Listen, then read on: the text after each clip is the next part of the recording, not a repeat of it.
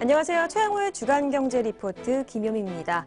이 패닉 상태에 빠졌던 국내 증시가 이번 주 반등에는 성공을 했습니다.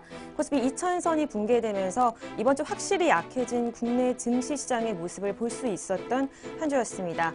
오늘 최양호의 주간경제 리포트에서는 2000선이 붕괴된 코스피 시장에 대한 이야기를 나눠보려고 합니다.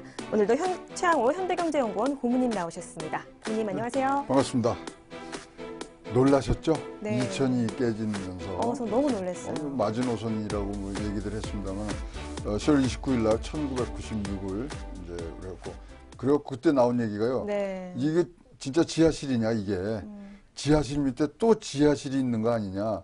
그래서 걱정들을 많이 했는데 앵커가 지적하신 대로 네. 반등은 이제 했어요. 네. 그래서 앞으로는 좀 오락가락하면서 뭐 제가 이렇게 종합적으로 평균을 내보니까 한 2006에서 2020, 30 그 사이에 박스권을 유지해서 쭉 갈 것 같은. 네, 갈 것 같다는 것이 지금 이제 이 애널리스트들의 이제 평균적인 수치인데요. 네. 모르죠. 또 어떻게 될지. 네.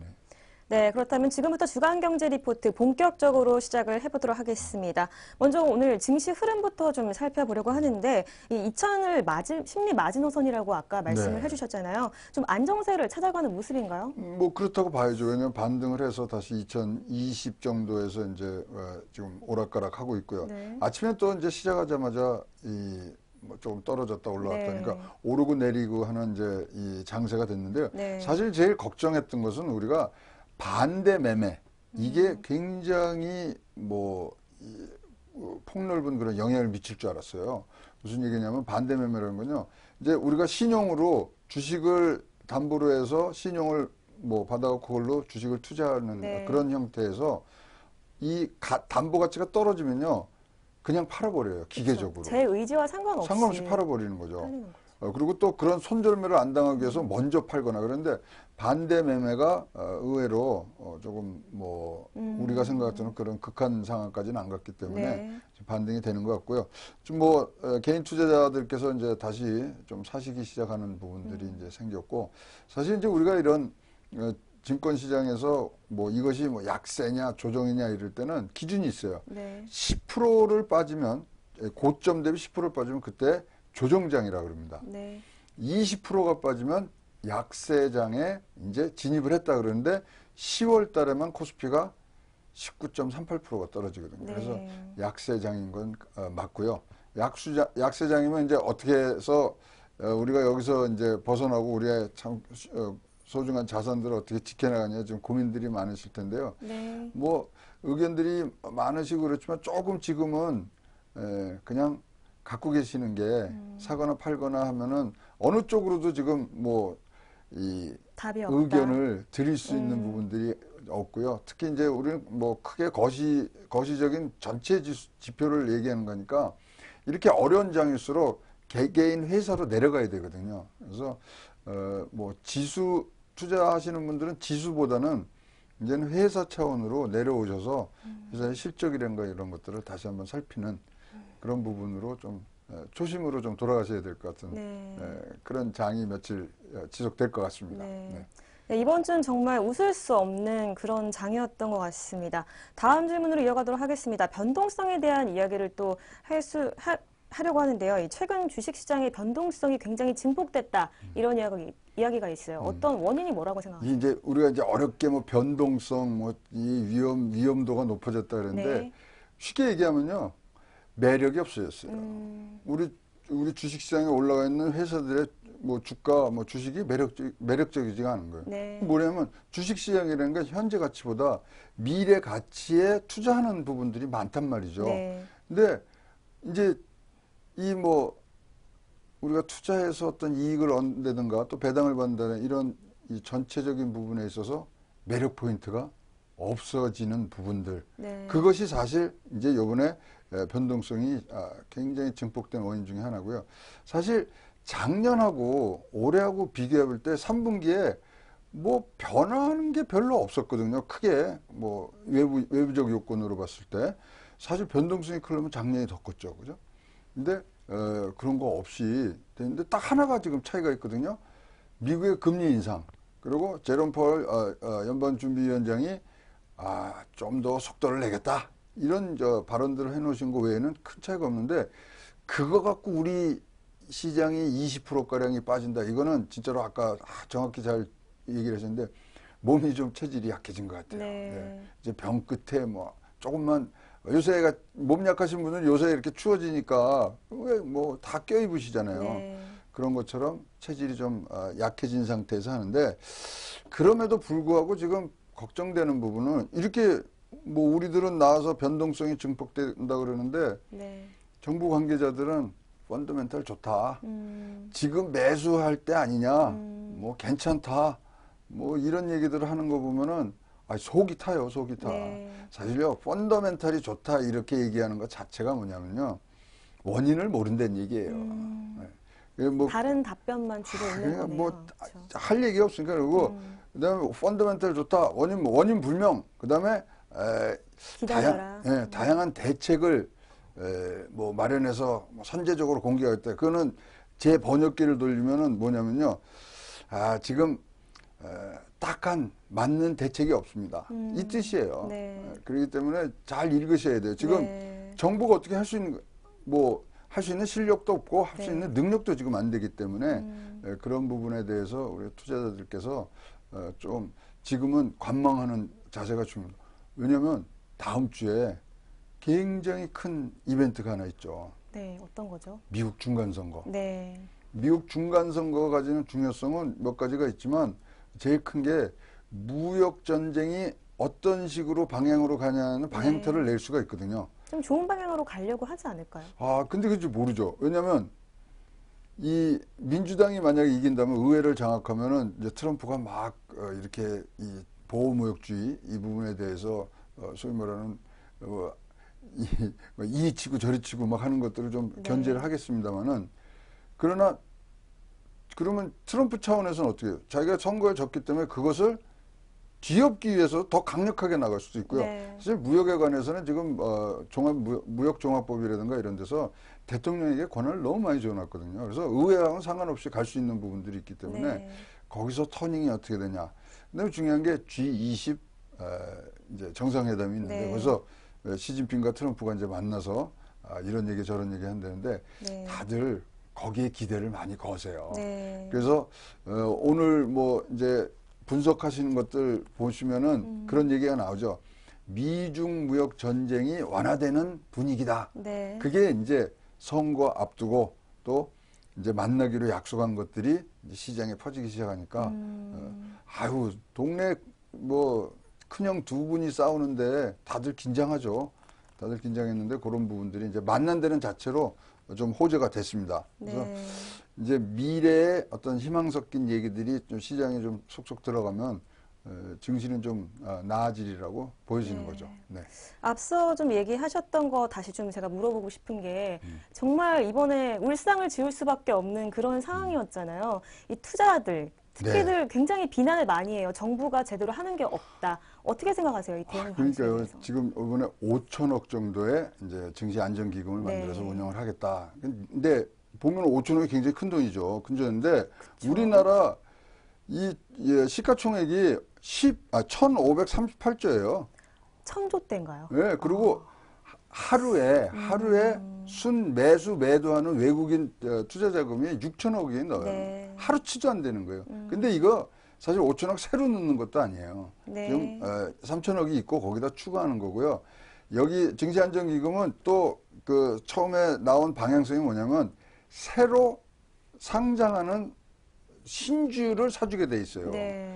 그러니까 이게 진짜로 뭐 이 청와대 그 게시판에 나온 글 그대로 옮기면 무슨 엄벌에 오줌 누는 거냐. 네. 도대체 이 정부는 시가총액이 얼마인지 알고서 하는 거냐. 네. 그러니까 이게 아무런 효과도 없는 것들이 아까 말씀드린 대로 지금 뭐 원인을 모르니까 알 수도 없겠지만 네. 펀더멘탈은 좋다. 네. 펀더멘탈 좋다는 얘기 많이 듣지 않으셨어요? 지금까지? 네. 그렇죠. 많이 들었죠. 왜?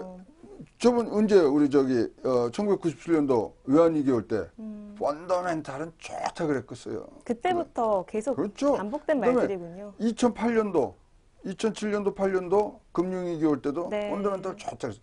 그때하고 지금하고가 상황이 굉장히 비슷해요. 1995년도에 반도체가 난리가 났었어요. 반도체로. 네. 그래서 최고 실적을 갱신하고 당시에 9%대 성장하거든요. 막 진짜 9%면 어마어마한 거죠. 어마어마한 거죠. 지금 뭐 우리가 뭐 2.7%였는데 네. 9%대 성장하는데 96년도 들어갔고요. D램 값이 81%가 떨어집니다. 그러면서 온 게 IMF예요. 네. 2006년도, 7년도 그때도 2006년도가 이제 다시 사이클이 와서 반도체가 또 뭐 난리가 나서 호황 중에 이런 호황이 네. 글로벌 뭐 이 전체가 뭐 늘었다 놨다 했거든요. 그때 이상했어요. 너무 반도체 착시 현상이 너무나 컸는데 반도체가 끌고 나가니까 다 되는 줄 알았는데 덜커덩 그 다음에 반도체 값이 막 떨어지기 시작하는 거예요. 반도체 착시 현상이라는 건 어떤 건가요? 반도체가 그러니까 지금 말이죠. 우리나라의 상장 기업의 30대 상장 기업을 네. 상반기 실적을 보면요. 굉장히 좋아요. 네. 매출이 4.9%가 올라왔고요. 영업이익이 31%가 올라왔습니다. 근데 네. SK 하이닉스와 삼성전자를 빼면은 매출은 0.7%고요. 영업이익은 마이너스 16%입니다. 네. 그러니까 반도체의 그 양사가 끌고 가는 그런 부분들이 너무나 크기 때문에 네. 거기에 다 잘 나가는 줄 아는 거예요. 의미가 없네요. 그 시총 의미가 상위주를 빼고 나면은 네. 사실상 발전이 없다라는 없죠. 거죠. 없어. 거꾸로 간 거죠. 그럼 거기다 투자까지 마이너스 7%가 되니까요. 마이너스 20%까지 가죠. 뭐 크게 보면은. 그러니까 우리가 몇 번 우리 주간경제 리포트에서 얘기했잖아요. 네. 반도체 고점인가?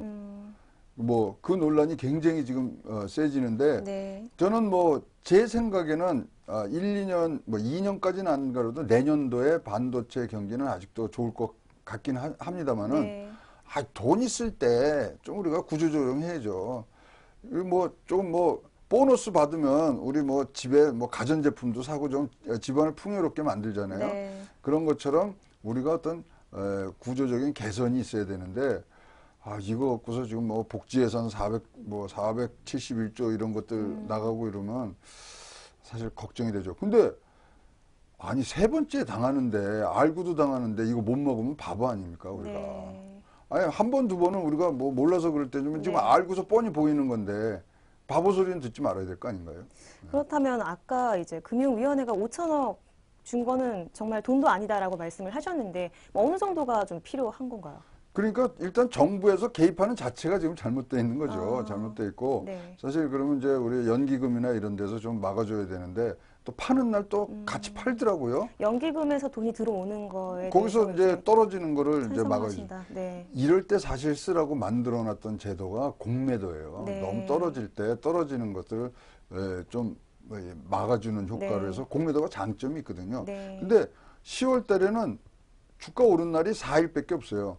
12일, 17일, 19일, 30일이고 나머지 다 빠졌거든요. 그러니까요. 그러니까 이 정도면은 사실 패닉이라고 아까 표현하셨는데 네. 이 패닉 정도가 아니라 진짜 알았어야 되는 거예요. 10월 한 달 동안 4일만 올라가고요. 한 번 올라갈 때는 0.25, 제가 기억으로는 그다음에 0.9 뭐 이러는데 떨어지는 날은요 다 1%씩 떨어졌고요. 네. 우리가 몇 년 만에 처음 8일 연속 하락장이 있었어요. 네. 그럼 이제 소위 말하는 신호가 깜빡깜빡 온 거 아니에요. 네. 알아차렸어야죠. 5천원 갖고 뭐 어디다 이걸 뭐라 그래요? 코끼리 비스케트, 네. 엄발에 오줌 넣기 이런 식으로 사실 뭐 대응한 데는 자체가 우리 시장에서 보기에는 원인을 모르는 거예요. 네.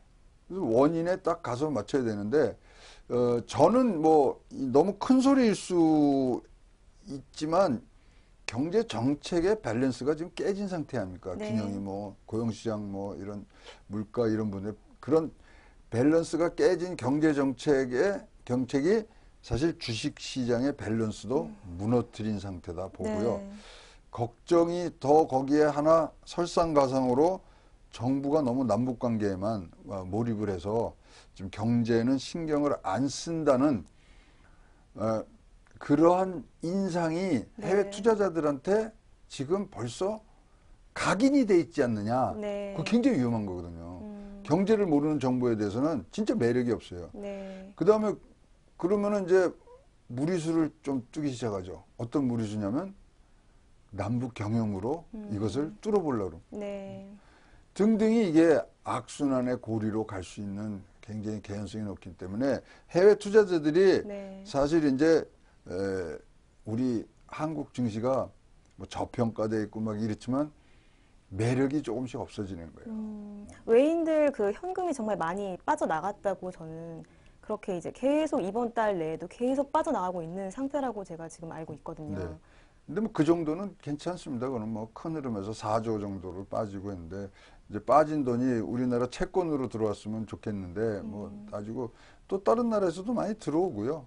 그 정도는 우리가 감내할 수 있고 외환보유고 4천억 달러가 있기 때문에 네. 또 그런 충분히 우리가 방어할 수 있는 부분도 있고 뭐 네. 통화 수합이 있기 때문에 외국인 투자와 주식은 크게 뭐 그 사람들의 이 뭐 포트폴리오를 구성해서 돌아가는 부분이니까 어떻게 저희들이 또 막을 수도 없고 네. 근데 문제는 환율로 빠지기 시작하면 이건 막을 수가 없어요.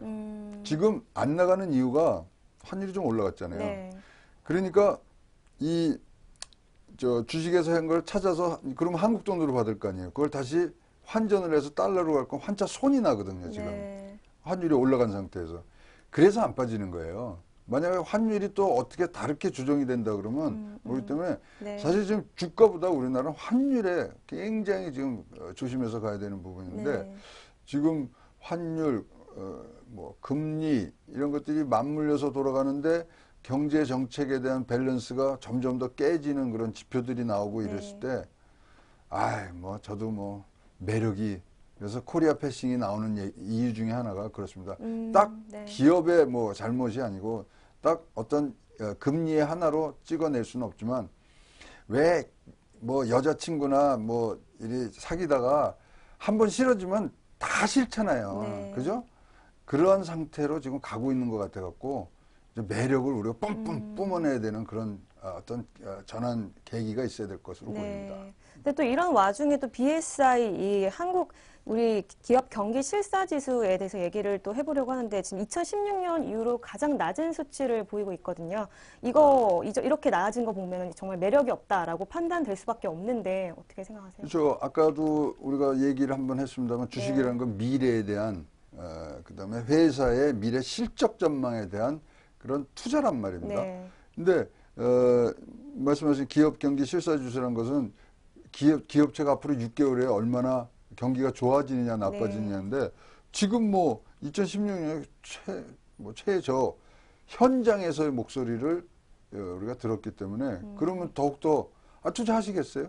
그쵸, 안 못하죠. 하죠. 네. 투자 못하기 때문에 아까도 말씀드렸는데 이제 이렇게 중병이 걸린 것 같은 몸이면은 사실 어디 한 군데를 낫는 거 뭐 고치는 것보다 전체 몸의 기를 보충하고 네. 뭐 아플 때 여기 상처 나고 그러면 우리가 뭐 반창고를 붙이지만 네. 보약을 먹어야 될 때도 있지 않습니까? 네. 지금 보약을 먹든가 해서 일단 기운을 다시 한번 충만하게 갖춘 다음에 우리가 뭐 수술을 하더라도 수술을 하고 그런 상황이 될 것 같은데요. 그 기간이 이제 우리가 진짜 퍼펙트 스톰 우리 뭐 보이는 위험이 다가오고 있는데 네. 얼마 남지 않은 그 기간이 우리가 잘 활용을 해야 될 텐데 이렇게 자꾸만 뭐 펀더멘털 좋다는 얘기는 하고 있는 네. 정부를 어떻게 우리가 믿고 갈까 걱정이 앞섭니다. 네. 네, 다음 질문 이어가도록 하겠습니다. 이렇게 향후 전망, 좀 투자자들이 유의해야 될 사안에 대해서도 좀 얘기를 해봐야 될 것 같습니다. 지금 그래도 좀 반등에는 성공을 했지만 안 그래도 좀 불안한 연속이 계속 이어지고 있는데 뭐를 좀 조심을 해야 될까요? 자, 이 반등이 어떤 뒤에서 어떤 받쳐주는 반등이 아니라 뭐 조정을 하느라고 반등이 된 것 같고요. 그다음에 아까 말씀드린 2006에서 아마 2020 정도를 박스권으로 이제 움직인다 그랬는데 그러면 그 이상을 치고 나갈 네. 우리가 추동력이 있냐? 그건 없어요. 근데 밑에 지하층이 또 있는 걸 바라고 밑으로 내려갈 때 막을 수 있는 힘이냐? 네. 그것도 없어요. 그래서 지금은 뭐 감히 말씀을 드립니다만은 지금은 사고 파시는 것보다는 보유를 하고 계시는 게 네. 무슨 좋은 선택이라고 보여주시고, 왜 그러냐? 아까 말씀하신 10월 6일 선거, 중간 선거가 네. 또 분수령이 될 겁니다. 세계의 어떤 큰 불확실성 중에 하나인 미국의 정치적 불안 또는 미중 간의 무역 전쟁에 대해서 뭐 좋은 방향이든 나쁜 방향이든 그게 중요한 게 아니고 네. 불확실성이 없어지는 게 제일 중요하거든요. 네. 트럼프가 나와서 큰 칼 휘둘른다 그러면 거기에 우리가 대비할 수 있는 거고요. 네. 집어넣었다 그러면 또 집어넣은 대로 우리가 대비할 수 있는. 그렇지만 저희 칼을 뺄 거야 말 거야, 이게 제일 그게 불안하다는 아주 거죠. 그게 제일 쥐약입니다. 그렇기 때문에 그런 부분들이 넘어가고 또 11월 20일 이후에 G20에서 미중이 만나는 부분들, 그래서 이제 그런 부분들이 잘 연결이 되고요.